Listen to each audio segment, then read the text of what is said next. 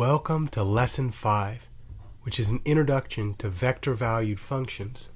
In this video, we're going to focus on vector-valued functions in 2 dimensions. In order to do so, I want to contextualize this work by looking backwards at what we've done so far. In all of our previous work in calculus, and that includes both single variable and multivariable, we focused on real-valued functions.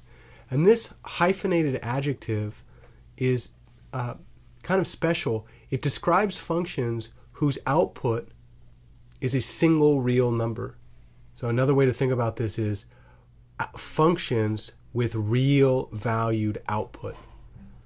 So when you hear real valued functions, you're thinking single real valued outputs.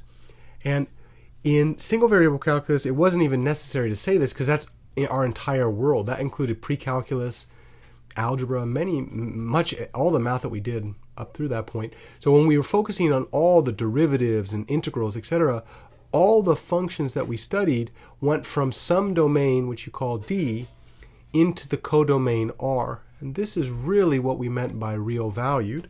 Let's kind of break this down. In single variable calculus, the domain D was a subset of the real numbers. Remember, this is the subset symbol.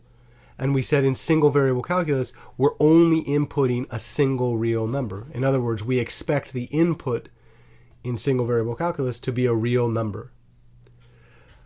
The word real valued function, or the phrase real valued function, really relates to the codomain of this function. So the codomain we identify as R, which means each output value of the function f will be a single real number.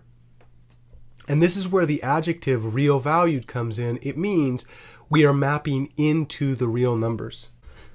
Thus far in multivariable calculus, at least in lessons 0 through 4 in this class, we focused on multivariable functions, which had to do with the adjective multivariable had to do with the domain D, but they were still real valued functions, since the codomain that we've been describing is a single real output.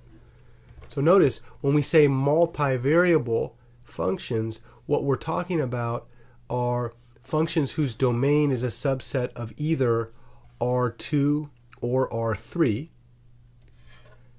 We saw both examples of both of those types in lesson 0. And what this means is that we expect n real numbers as input to the function f, where n is either 2 or 3. So that's multivariable. And really it should say multivariable real valued calculus, because in this paradigm, the codomain is again the real numbers, which means each output of our functions are assumed to be an individual real number. So in these 2 cases, we've really focused in on real valued functions. In lesson 5, we're flipping the script a bit. In lesson 5, we're going to focus on what we call vector valued functions. And notice the adjective has changed. No longer are we talking about real valued, we're talking about vector valued functions. Could you guess what a vector valued function is? Yeah, as you would expect, a vector valued function is a function whose output takes the form of a vector. So instead of outputting a single real number, we're going to output a list of real numbers in the form of a vector. We begin our discussion of vector valued functions by discussing maps that go into R2. And we're going to call these functions, we're going to give them a general name R, and since the output is a vector, we're going to use a vector hat. We'll call them R of t. Remember, the internal variable inside the parentheses, this is known as an input. And when we just write t with no hat, this is a single variable input, just as we would expect from calculus. And then notice when in function notation, the output is going to be called R. The moment we have a vector on that output symbol, this is what we call a vector valued output. We start with the easiest case, which is when we have two output variables.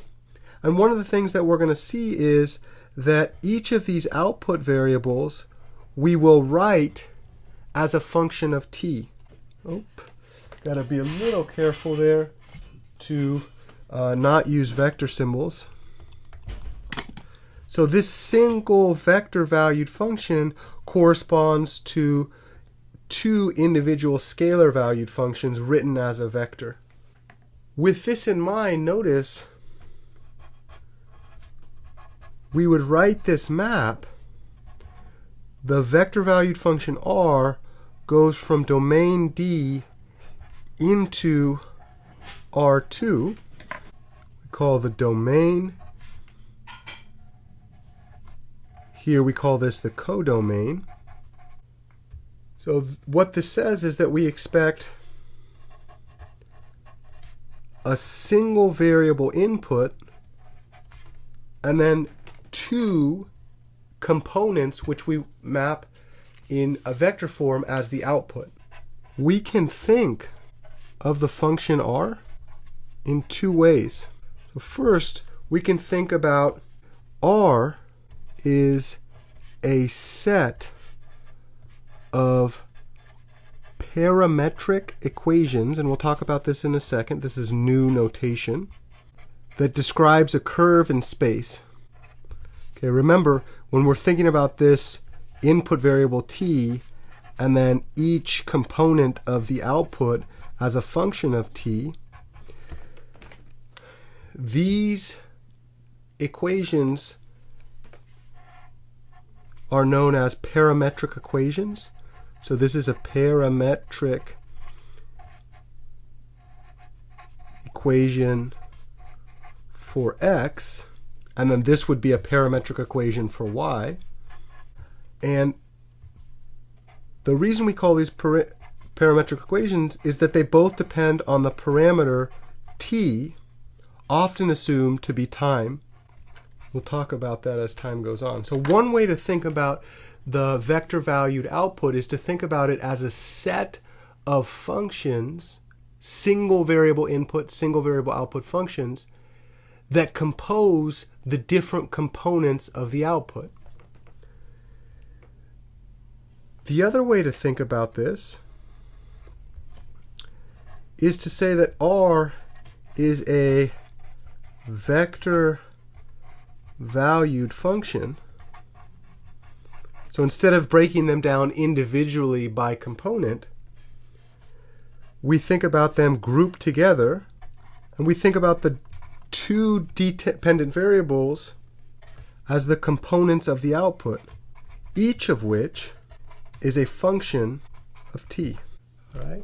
So the one paradigm is to break up each component individually and think of those as single variable functions and then kind of group them together. And then the second is actually to think about the entire output as grouped as one and then look at each component only as a function that composes that output. So this is kind of a map back to single variable calculus, and then this one allows us to think about the output as a group in a vector valued form. In the next videos, we'll take a look at our first example of lines written as vectors. See you in the next video.